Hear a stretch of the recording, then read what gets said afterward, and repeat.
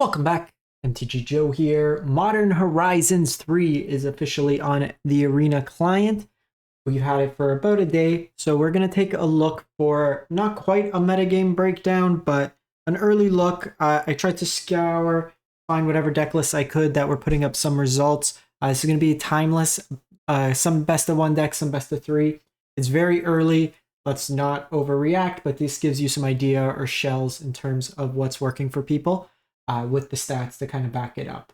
As with always, like the first week, be wary of anything in the subject line that says like, I've completely busted the meta or broken it, like solved, whatever. It's still very early. We'll do another one of these with Historic as soon as I can pull up together enough data to do so. But right now, like if we look at the Untapped client, where I'm getting the data from, if you want to use Untapped, link is in the video description. I'll paste all these deck lists so you don't need to worry about it. Best of three, we're not even getting popularity or stuff like that, just not a huge volume right now. If we look at best of one for the day, it's Rakdos is the only one showing up in heavy density in terms of games played at about 27%. So if we jump into it, starting with best of one, we have a Rakdos scam list from I Like Pasta. Arena user, they're 57 and 29 with the list. So nice little stretch here. So this is kind of your more traditional Grief Fury scam deck. So the two pitch elementals eats away at your hand, deals 4 damage divided amongst creatures. So this is very similar to the modern version. We have the Ragavans that pitch to Fury. Seasoned Pyromancer can also refill your hand later. If pitches to Fury, you can get it back from the or get utility from the graveyard. A single copy of Croxa pitches to both, which is nice. I forget, this is Exile, right? So sorry, when you pitch it, it doesn't go to the graveyard. That was my mistake. Molten Collapse as just removal. Again, that pitches. And then what you're trying to do is, and make sure you do, if you're doing this, you have to go into full control mode. When you cast the Grief or the Fury, you hold full control. Then you target it with either Not Dead After All or Undying Malice. Both of these will allow the creature to, normally when it dies, it would come back, so you kind of get double the ability. A lot of the decks are also, because we are in Timeless, we have access to Reanimate. So we're seeing, like, I would probably suggest playing Reanimate over some number of these. Just play the full set of Reanimate before you start going into the Not Dead After All. You'll also see the Swamp Cycling Troll that gets played in some numbers, both because it can pitch, but it plays nicely with the Reanimate package. So that's something you want to maybe consider there. Feign Death is another kind of these effects. So you can kind of play around with it in that regard. But otherwise, it's some Hand Hate, Bolts, Fatal Push kind of mixed in with Bowmaster and Edict, all kind of pairing into the deck itself. So that is Rakdos Scam that's doing fairly reasonable, 66%. We then go to a Belcher list. This one's 24 and 8, so a nice little stretch here. So this is Demir Belcher.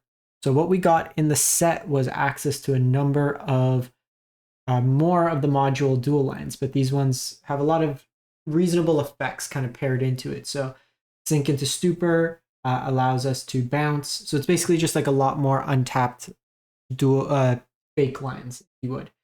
This is just like a bounce effect. You have Bogart, which can exile opponents' graveyards. But the kind of core of the deck, what you're trying to do is either Ironcrag Feet out a Goblin Charbelcher, and I'll explain how to do that in a sec. You can Beseech the Mirror into Charbelcher. You have like Waterlog Teaching that helps you find some of your key cards as well. You have Ramp with Cold Steel Heart, Dark Ritual. You have a bunch of zero-costed artifacts that you can counter with Offer You Can't Refuse. So that generates some of the treasure you would need with that. I believe if you can sack the Beseech any of these artifacts, you get an Ironcrag Feet, and then you can only cast one more spell. It would be the Charbelcher with enough mana to activate it. You can also just like have Channel and Channel Belcher as well as another kind of win condition for the deck. But it's kind of all in with the Belcher. Then we're going to move to some best of three. So there's 2 Boros lists that are doing pretty well. So this is 187 on an ace. There's 17 and 2 with this list, which is pretty solid, losing to 5 color and mono blue. So nice little streak here that they've been playing. So pulling up the deck itself, This is like an energy themed deck. You have Galvanic Discharge, just a scalable removal spell. Guide of Souls, 1 mana for a 1/2. Whenever another creature enters the battlefield, you gain a life and an energy. Whenever you attack, you can pay 3 energy. When you do, put 2 1/1 counters and a flying counter on target attacking creature. It becomes an angel in addition. So that you have Ocelot's Pride, nice life linker, something good to put the counters on.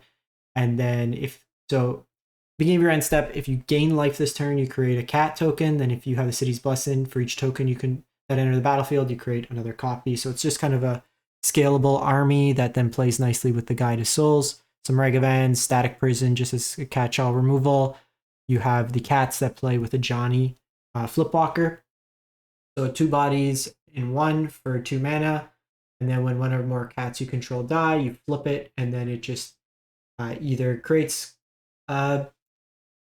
puts counters on cats you control. You get a cat token, and then whenever you do, if you control red permanent other than a Johnny, it deals that damage equal to the number of creatures you control to any target. So a nice little burn spell there. And then it's like sort of like a Cataclysm style effect, blowing stuff up. Amped Raptor lets you cast all this small stuff. Party Thrasher for some card advantage. You have Thelia as a way to blink.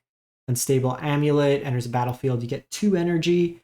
Whenever you cast a spell from anywhere other than your hand, the amulet deals 1 damage to each opponent, and then you can pay energy and just kind of get some card advantage. So between Party Thrasher as well as Unstable Amulet, you have kind of a card advantage engine in Boros, which you normally don't get. 3 copies of Fable, and then the new Titan, Lage Titan of Fire's Fury, Lightning Helix, and then it's kind of like the Croxa Burrow shell. We have Arena Glory as a way to exert to get some haste, and then just Aether Hub as well plays nicely with all the energy enablers.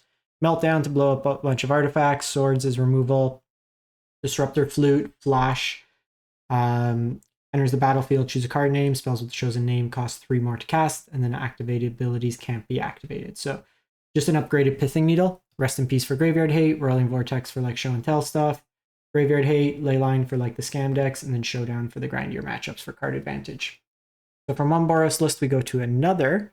So this one went 25-9 by Corey. So this one here, similar elements. You have like the Guide of Souls, you have Ocelot's Pride, but this one's with swords. You have like a DRC package, Jolted Awake as a way to kind of rebuy your creatures. Johnny's Nicodle in here, Armed Raptor, more copies of the Thalia in here. So this enters the battlefield then if you cast it from hand. So you can't blink it and then get that extra utility, like the free cast. So just a little bit more aggressive version being a Lurrus Companion. Deafening Silence, useful against like show and tell, stuff of that nature. Static Prison, again mentioned. Full Disruptor Flute package, Breach to kind of get some value in the grindier matchups, and then Licensors for Graveyard Hate. And then not a huge volume, but like I was watching Ali Eldrazi yesterday play. So this is a Nadu combo. From what I saw, the deck was like nuts popping off. So Nadu, whenever a creature you control becomes target of a spell or ability, or you basically growth spiral, and it happens twice per creature each turn. In Modern, you play with the Shiru. It's basically a zero to equipped equipment. So you just keep bouncing it between your creatures. If you have Spring Heart Nantuko out, you get to create a token every time a line comes into play, which gives you new copies that you can target with. So that's how you kind of go wide, keep playing it. The way you do this deck is with Armed Scavenger, which basically at the beginning of your upkeep, you get to draft from a bunch of equipments. A bunch of them have equipped 1, but then the Armed Scavenger makes it so all equipped abilities cost 1 less to activate, so it gives you that free cast.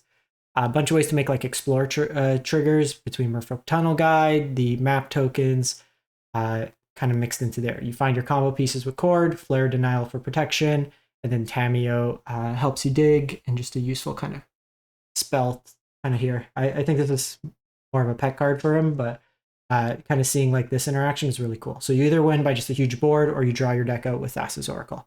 Sylvan Safekeeper can also protect your creatures, and then you sacrifice the land, so it can give you multiple triggers. In the sideboard, you have like Veil of Summer for protection, Molten Impact for removal, Endurance for Graveyard Hate, Harbinger Sea for a pseudo Blood Moon effect, Oko for the grindier matchups along with Uro, Force of Vigor for artifact and enchantment hate, and then Leyline of Sanctity. Kind of cool. I didn't realize I had Force of Vigors in my collection. One less thing to cast or to craft. And then last one. So this is Blue White Control 27 and 19 by Dom Deluxe. So if we look at this one here, we get access to Prismatic Ending. So you'll notice in the mana base, you have access to a couple triomes. This is both for Leyline Binding and Prismatic Ending. So just gives you more flexible, cheap removal. You also have access to Subtlety as a bounce effect. So you have your One Ring shenanigans in here. You're going to be winning through... How are you winning? You're mainly winning through Solitude. And is there any creature lands here? All of the Storm Giants. Or your opponent just getting bored. So you have Solitude, Subtlety, Teferi kind of is your win conditions. And a Kahira. You have a Kahira in the sideboard. Deafening Silence for like show and tell style matchups, red-green decks, Aether, like Blood Moon style decks, Veto for counterspell heavy decks, Graveyard Hate and Rest in Peace, and then Verdict to eat away your opponent's hand.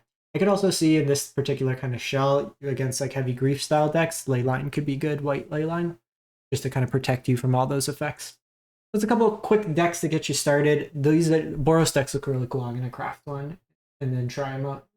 So I'll probably have a video on that, just trying those ones out. But if you have any other cool deck stuff that's working well for you right now, drop a link or a deck list in the comments, and we'll kind of chat through the community, see what's working, kind of a big test group. But I'll be back as soon as I could get bigger, kind of more robust stats in terms of games, volume of decks, and any cool things that show up. Thanks for watching, everyone. Hope you have a great one. Stay safe out there.